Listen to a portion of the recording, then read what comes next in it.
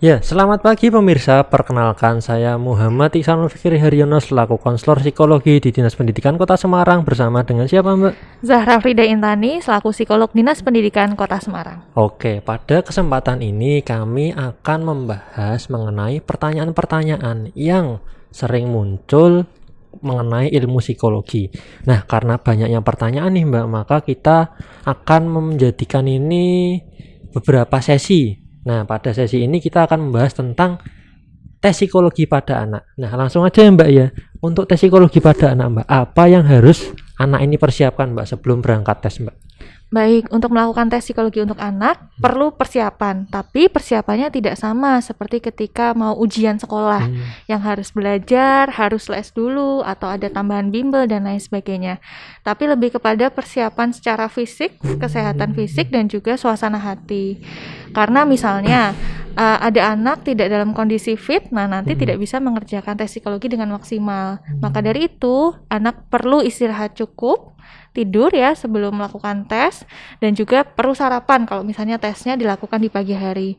Karena pernah ada nih Mas Fikri, anak datang untuk tes psikologi tapi belum sarapan dan bahkan tidurnya juga malam, dan akhirnya saat hari H lemes, badannya nggak semangat begitu, dan juga akhirnya nggak konsentrasi juga saat melakukan tes psikologi. Selain itu juga bagi anak-anak yang memerlukan alat bantu melihat misalnya kacamata, kemudian alat bantu dengar, itu juga perlu dipersiapkan. Jadi jangan sampai ketika datang melakukan tes psikologi, anak yang seharusnya memakai kacamata ternyata tidak pakai kacamata, yang punya hambatan dalam pendengaran tidak memakai alat bantu dengar. Begitu. Oke. Apakah yang harus mempersiapkan diri ini hanya anak saja, Mbak? Apakah orang tua tidak perlu atau orang tua juga harus persiapan, Mbak? Oh, tentu orang tua juga harus mempersiapkan.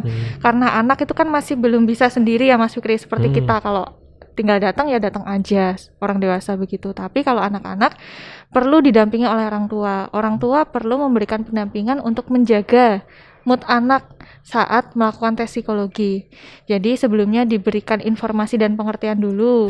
Kemudian selain itu, kalau orang tua juga dibutuhkan untuk hadir, diwawancara, kemudian diminta informasi juga orang tua perlu hadir.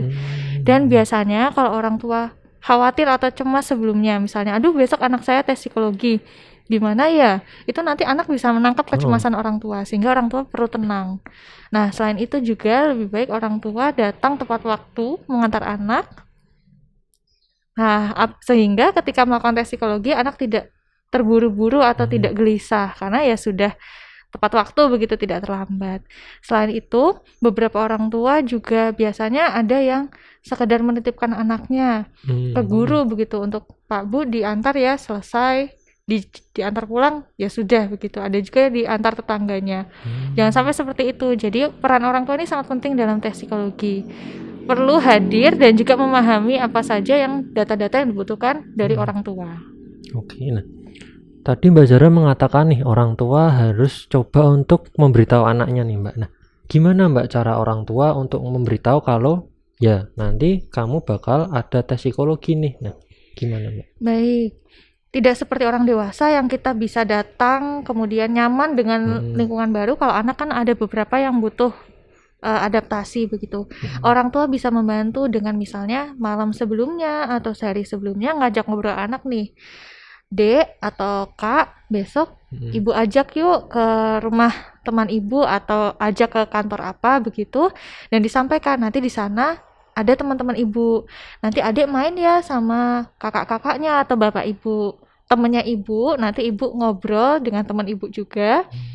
Jangan khawatir, pokoknya Ibu ada di sini begitu. Jadi biar anak merasa nyaman dan aman gitu. Dia tidak ditinggal sendirian di lingkungan baru yang asing baginya. Untuk waktu tes psikologi, Mbak, kira-kira ini anak memerlukan waktu berapa lama sih, Mbak, untuk mulai sampai selesai? Baik, untuk waktunya ini beragam, jadi tidak bisa sama, tergantung dari tujuan tes, kemudian alat tes apa yang diberikan, dan juga suasana hati anak. Ada nih Mas Fikri, misalnya dalam satu rangkaian tes biasanya 2 jam, tapi ada anak yang lebih cepat atau lebih lama, bahkan misalnya sampai harus lanjutan di hari kemudian, jadi tidak hanya selesai 1 hari. Kami pernah ada cerita, ada klien anak dia memang jangka waktu fokusnya pendek, jadi 30 menit tapi sudah bosen, sudah ingin main, sudah nggak mood lagi untuk mengerjakan tes. Sehingga ya tidak perlu dipaksakan, dilanjutkan lagi di hari selanjutnya gitu. Oke. Apa Mbak bedanya tes psikologi dengan tes kesehatan yang ada di rumah sakit atau di puskesmas, Mbak? Nah, pertanyaan yang bagus nih Mas Fikri, karena memang pernah ada orang tua yang datang dan bertanya, anak saya nanti disuntik nggak ya Mbak? Nah, tes psikologi ini berbeda Bapak Ibu dengan tes kesehatan seperti di layanan primer seperti puskesmas. Jadi tidak ada suntik menyuntik, tidak ada cek tensi dan lain sebagainya. Karena tes psikologi ini gunanya adalah melihat gambaran potensi anak, baik tadi potensi, kelebihan, dan juga hambatannya. Bentuk tesnya pun juga berbeda dengan tes kesehatan. Jadi ada tes yang base-nya paper and pencil yang seperti mengerjakan di kertas gitu, anak menggunakan pensil, menggambar. Ada juga yang bentuk tesnya adalah merespon cerita, merespon instruksi dari tester. Ada juga yang menggunakan alat-alat peraga, mainan, dan lain sebagainya. Jadi beda. Jadi berbeda ya Bapak Ibu ya. Lalu Mbak, apakah untuk tes psikologi ini bisa dilakukan kapan saja? Misalnya kita datang langsung dites atau harus ada prosedur tertentu, Mbak? Harus ada prosedurnya Mas Fikri, jadi perlu melakukan penjadwalan dulu. Seperti yang kita tahu tadi kan untuk jangka waktunya memang tidak pasti begitu ya. Ada yang mungkin 1 hari 2 jam selesai, ada yang lebih. Maka dari itu perlu penjadwalan agar tidak numpuk jadwalnya dengan anak-anak lain. Nah, kalau dari saya juga sarannya, misalnya orang tua mau melakukan tes psikologi untuk anak, coba ditanyakan ada jadwal di pagi hari atau tidak. Karena untuk beberapa anak, terutama yang usianya masih kecil, biasanya kalau jadwal siang itu jadwal rutin tidur siang. Nah, kalau misalnya anak yang biasa rutin tidur siang kemudian diberikan tes psikologi di siang hari, khawatirnya nanti dia mengantuk dan akhirnya tidak maksimal. Oke, berarti dijadwalkan dulu ya Mbak ya. Nah, lalu Mbak, ada lagi nih Mbak pertanyaan.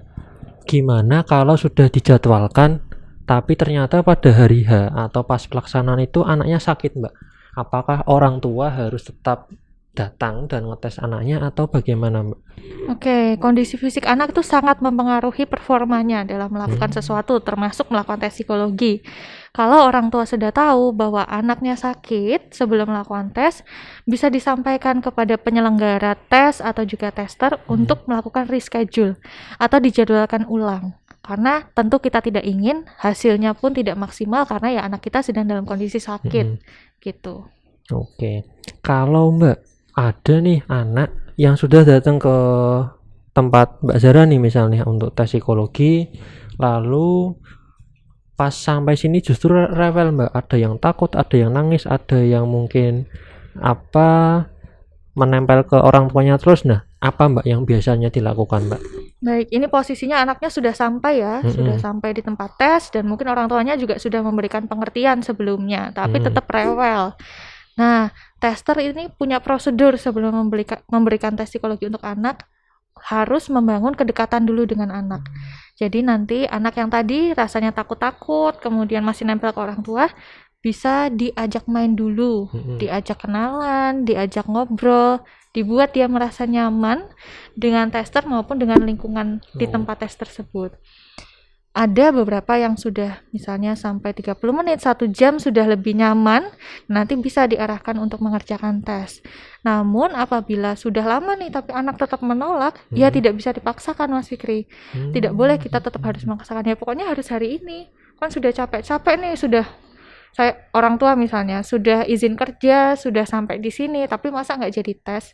Ya memang itu konsekuensinya. Tapi sekali lagi kita tidak bisa memaksakan anak kalau dia memang menolak dan tidak mau, karena nanti akan mempengaruhi hasilnya tidak optimal. Jadi bisa dijadwalkan di lain hari lagi. Begitu ya pemirsa ya, sudah ada gambaran kan mengenai bagaimana tes psikologi pada anak itu. Nah, sebelum kami tutup nih, barangkali Mbak Zara ada yang ingin disampaikan Mbak yang belum tersampaikan tadi kepada orang tua? Jadi untuk melakukan tes psikologi pada anak, peran orang tua ini sangat penting. Karena apa? Anak tidak bisa menyiapkan dirinya sendiri. Jadi perlu pendampingan dari orang tua. Maka dari itu, ketika Bapak dan Ibu ingin anaknya melakukan tes psikologi, jangan lupa tadi persiapan-persiapan yang sudah kami sampaikan sebelumnya silahkan dilakukan sehingga hasil dari tes psikologinya bisa optimal dan benar-benar menggambarkan diri anak. Gitu, Oke, terima kasih ya Mbak Zara ya. Nah, sama-sama. sepertinya itu ya pemirsa ya pembahasan pada video kali ini. Nah, apabila ada yang ingin berkonsultasi lebih lanjut atau tanya juga tidak apa-apa, bisa menghubungi link atau nomor yang ada di bawah ini. Nanti akan kami olah, akan kami jawab. Dan sekian dari kami. Saya Muhammad Ihsanul Fikri Haryono dan siapa Mbak? Zahra Frida Intani. Oke, kami pamit dari Dinas Pendidikan Kota Semarang. Salam sehat, bahagia, badan.